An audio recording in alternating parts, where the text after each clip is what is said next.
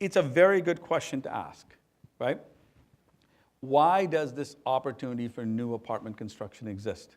Now, this isn't going to affect how you build your building, but it affects the culture that we've created here in Ontario. So I have to spend a few minutes and do this, because if you go back to the office and you go back to your board or your credit committee and you say, I want to build apartments, they're going to say, well, what about rent controls? Okay, so let's talk about rent controls. We're going to take 4 or 5 minutes to talk about this because I think it's important, okay? So it's funny, I've worked in like 9 provinces and 17 states. And when you get to every place, they say, now we're different here, okay? And it's funny, when people come to Ontario, I go, now we're different here, and we really are, okay? And we're really different because we have rent control, right? So Calgary isn't that different than Denver, fair enough?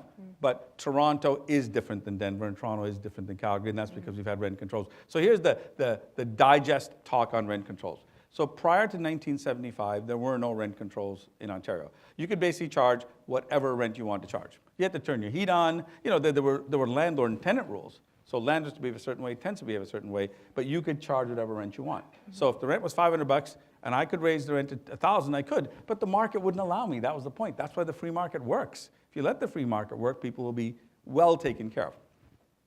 So the Pierre Trudeau was prime minister. He brought in wage and price controls. If you remember that, between 75 and 79, he brought in wage and price controls federally.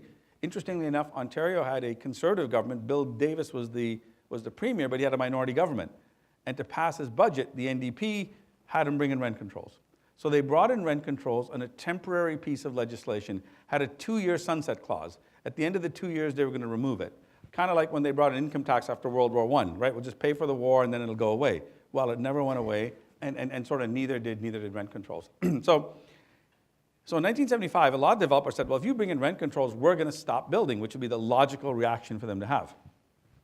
The government said at the time, well, no. We're going to create 2 classes of buildings. So if it's an old building, you're under rent controls, you have no choice. We're controlling your rent. But if you build a new building, you'll be exempt from rent controls forever, right? And so some developers believed the government, and they went ahead and built. Lots didn't, and they were right? So now, fast forward to 1985. The conservative government says, if you build an apartment building, it'll be exempt from rent controls forever. David Peterson gets elected in 1985, and he says, forever's over. and he retroactively brings all these buildings under rent control, right? That's why I wrote, the ox got gored. That's a biblical term, right? Like it's a horrible thing to have happen. You're told, go ahead and build apartments, and they were retroactively brought under rent control, right? Now, you know, you can fight City Hall, but it's hard. So as landlords, I had just gotten into the business at that time. We got together, we raised some money, we hired some lawyers. You know, we tried to fight this thing, but it's very difficult. The government has an unlimited amount of money, and I'm starting to sound like Donald Trump here. It's a rigged system, but it was a rigged system. It really was, and you know, there were more tenants than there were landlords, and the government just retroactively brought those buildings under rent control. And at that point, all new apartment construction in Ontario stopped. So there was a ton of new apartment construction between, let's say, 1960 and 1975. Between 75 and 85, there was some new construction, but in 1985, it just stopped because this terrible thing was done, right? So then at that point, the government started building nonprofit housing. That has not gone well for the province. Hasn't gone well for the tenants and the disadvantage in the province, and certainly hasn't done well for the taxpayer. If they had left building apartments to the free market, we'd have a lot more apartments today, and those older buildings we would have built in 1975, 1985 would be lower rent buildings today, and you would have the diversity of product that you need that just occurs naturally in the marketplace. So all new apartment construction stopped in 1985. Then in 1991, September 6th, 1991, we elected what I like to call the government from hell. The NDP got a majority in Ontario. And it was a really, really difficult time because they tightened down on rent controls even more, right? And they retroactively reduced rent controls. It was a nasty period. But interestingly enough, in their legislation, they said, but if you build an apartment building, it'll be exempt from rent controls forever, right? To which everyone goes, yeah, I've heard that before from the Liberal guys. I'm hearing it from the NDP. How am I going to believe that, right? So technically, any new building built after 1991 is exempt from rent controls. And there were a few built. Right? And so just know that. So if you build an apartment building today, it is exempt from rent controls. And I'm telling you this long, painful story because it's still a little misunderstood out in the marketplace. In 1998, so this is our fourth incarnation of the rent control legislation. We've had 7, by the way. I'm only covering the 4 big ones, but every government tinkers with it just a little bit. So in 1998, we elected Harris in 1995, and it took him 3 years to get around to actually addressing the rent control issue, which he said he would because he was kind of a free market guy. And Harris brought around something called vacancy decontrol. So I think in his heart, he would have lifted rent controls because he was a conservative business guy at heart, but you couldn't take off rent controls and have the rents, you know, on a little old lady double and be on the front page of the Toronto Star, right? It just wasn't politically or practical to do. So Harris brought in something called vacancy decontrol. And it was a compromise. So what he said is, if you got a 100-unit apartment building, so if I'm living in unit 101 and I keep living there, you can only raise my rent by the guidelines. So if the guidelines 1 or 2%, that's all you can raise my rent. Plus the statutory, plus if you fixed up the building, put a new roof on, you could raise my rent a little bit. Up to 3%. So you know, there's peace in the valley, right? I was living in the building, you couldn't force me out, right? But if I voluntarily moved, right, then there was something called vacancy decontrol. So I'm living in the building, paying $1,000 a month in rent. I give my landlord a notice, I'm moving, and if the marketplace could charge $1,300 or $1,400 or $1,500 for that rent, for that apartment, then I could rent it at that. And it did, because these rents got controlled in 1985 or 1975, and they only were growing at fractional rates. They start off at 6, 7, 8%, and then it's dropped down to 2, 3, 1%, right? So the market kept going up, but as long as I stayed in that apartment, I essentially had an annuity of sorts. I was paying below the market. Why would I move? And that's what happened. Like I've seen people put in new kitchens in their own apartment because it was such a good deal. Like they'll buy a cottage. I've seen guys rewire their apartments, right? So the person that actually doesn't need it, right, is getting that rent-controlled apartment, and they're going to go to their cottage every weekend or whatever the case is. So it really was a bad idea to do that. It didn't really protect the people it was meant to protect. Starting to give a shout-out to Castro now, too. You know, I miss that guy, since we're talking about control. So then finally vacancy decontrol came in, and that was the right thing to do by Harris. It was politically a compromise, and so what happened is, as a tenant moved out, you got to raise the rent to the market. Make sense? But the guy still sitting there at $1,000 was protected, right? Yeah. And then when this guy moved into $1,400, he was protected at $1,400 too. So he just got the guideline on top of that. So that happened in 1998, and since then, there's been a gradual turnover of apartments, and we moved towards the market rent. And that was important to have happen, because if that hadn't have happened, there would have been such a gap between the old and the new, right? So, yes, there are still people living in apartments that lived there prior to 1998. Fair enough, that are paying low rents. So from 98 to now, they've gotten, little rent increases and so on, but it hasn't kept up to where it should be.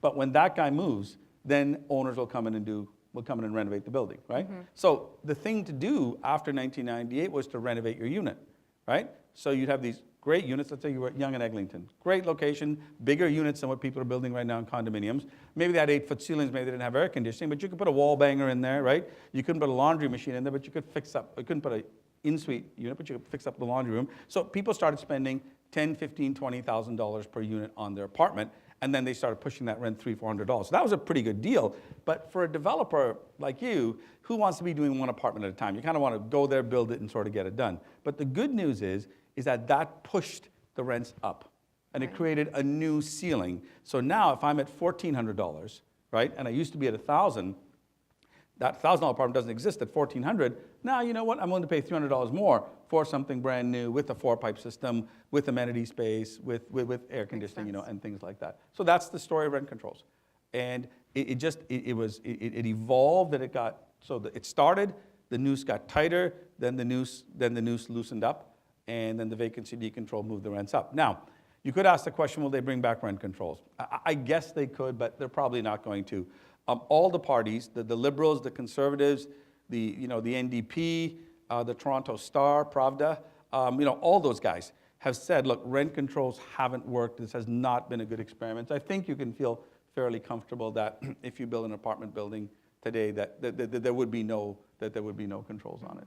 I think it'd be great if the government just gave you a certificate saying this building can't be rent controlled. But I think we are past it, and enough buildings have been built since then.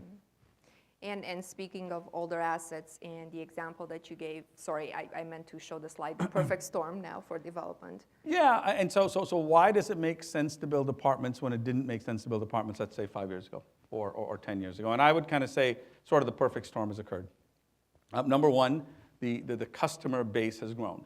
So Toronto is a bustling city. Younger people are no longer enamored with home ownership the way that maybe we were. And they don't even see it as necessarily being such a worthy goal. Whereas, when I graduated, it was like the first thing you could do as soon as you could afford it was to buy a house. It's not that anymore, right? So I think people are into their lives more, especially the millennials, right? And I think they will spend more money. They have discretionary income, right? So the customer's there on that side. On the other side, you got the baby boomers getting older, right? And look, they've lived in the house in Markham or in Oakville. It's worth $700,000, $800,000. To replace that house. So people will go down in size, but they won't go down in quality. Neither will you if you think about it, right? So I'll sell the 2,500 square foot house, right? A 3,000 square foot house, and I'll go down to 12, 1,500 square feet. But I'm not going down in terms of quality, right? So he can't find an apartment building to live in, whereas he would, because he could lock the door, go away, have no responsibility. So he's forced to then go and buy a condo, right? And then the condo's $700,000, $800,000. So now you can't take that equity and live on it. So there's a second market that I think we clearly recognize that's out there. And you'll see it if you look hard enough, but it's a much more discerning market. Younger people will jump on the bandwagon and share and do whatever. They're just older people are not just going to move into an apartment. They're going to want to see the building built. Then they're going to want to visit it. Then they're going to list their home for sale, right? And then when they sell their home, they're going to move. So that whole process is going to take 6 months, a year to find that same renter. So oftentimes we say that when you lease up your apartment buildings, let's say you build a 200-unit apartment building in Etobicoke, right? Where there's a pretty significant seniors population living in all those houses. They're actually pretty well off. So in the first 5 years, you may get roommates, some families, some seniors, But the seniors will stay put and the roommates and the families will turn over. And what I often say to people is, your real resident profile will come in year 5. It won't be in year 1, right? Because when we say that there's a 30% a year turnover, that's really not true. 50% of the building stays put, and 50% of the building turns over 60% a year. And that gives you your 30% turnover. So what I'm saying is, you'll just have that core group of people that will come and stay, and you'll attract more and more of them, and in 5 years, you'll have that profile. So to make that perfect storm happen, I'm saying there have to be renters, right? And there are, and they're on the young side, and they're there on the older side. They tend not to be in the middle, because whatever rent an older person is paying for an apartment, they could afford a condo for that same price. They just don't want to tie up their capital, right? So for families to be renters, typically is not the case. They would rather buy. So the family would, if they could buy a house or a condo that same size, they would typically buy. Not saying families are never renters, but in the luxury renter space, it tends to be the 25 to 45 crowd, not the under 25, because they're not making enough money to pay to afford the apartment at $250 a foot, right? And then on the other side, and again, there's no hard and fast rule, it tends to be kind of older like that. So the people are there to rent the apartment, and they are tired with the lack of choice that they have. And that's why I'm saying, as a developer, just go out there and look, you will feel that. Okay? Second one is the investment market. What do you do with money today? That's the challenge, right? Look, we sell conventional apartment buildings for generational families, and they don't want to own the properties anymore. They've gotten old. The family's going different directions, and the question is always, what do you do with the money? Right? So people are looking to invest in apartments. We've seen no shortage of capital, both in equity format or in a mezzanine format that wants to come to the apartment business. But they're looking for a capable developer who's got a story there, right? So typically and we've done now a number of these, we've put together a number of these deals. Here's the question the money is going to ask. Not the construction loan guy. Construction loan, look at your covenant, he just wants to be paid back, okay? I'm talking about the equity partner. The equity partner asks 3 questions, and interestingly enough, they ask them in this order. Number 1, who's the guy? If the guy's not right, doesn't matter if it's a great city and a great site, if it's not the right guy. They're relying on you. Number 1 is who's the guy.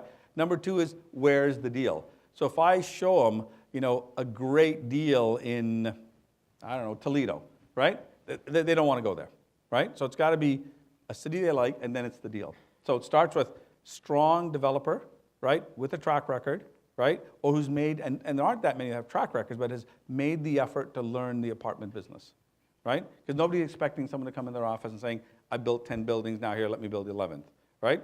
Most cases, it's the first building you're building that you're going to an equity partner in. So the guy, the city, and the city's important. You can't move, like we've got just, I think we'll show a little later on, we got just a lovely building in London for sale. I'd say the best building in Canada.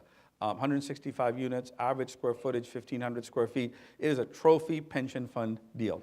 But there's some pension funds that just won't go to London. So they're not going to go there, right? So that's why the location is important. And, Right. Again, depending on the type of asset that you're going to build, you have to choose the city to build in. And typically, the less urban you go, the cap rate is going to be lower, right? Right. But then the land cost is lower, the construction cost is lower, stuff like that too. There's a bit of a balance. So everything's gone right. Interest rates are at historic lows. Who knows where they're going to go, right? But if you look at Europe, what's happening, negative interest. How do you even explain negative interest rates, right? I was saying to my wife, I said, so imagine you had $1,187 and you put it in the bank, and you go back 10 years later and they give you $1,000 back. That's what negative interest rates mean, right? It means you actually want to just keep your cash because it's worth more than keeping in the bank. It's a strange scenario, and we're seeing people are concerned about where to put their money. Everybody understands apartments. It's nowhere near being overbuilt. It's safe. So a combination of all those things has resulted, sort of, Ramon, in what I would call the perfect storm. Yeah.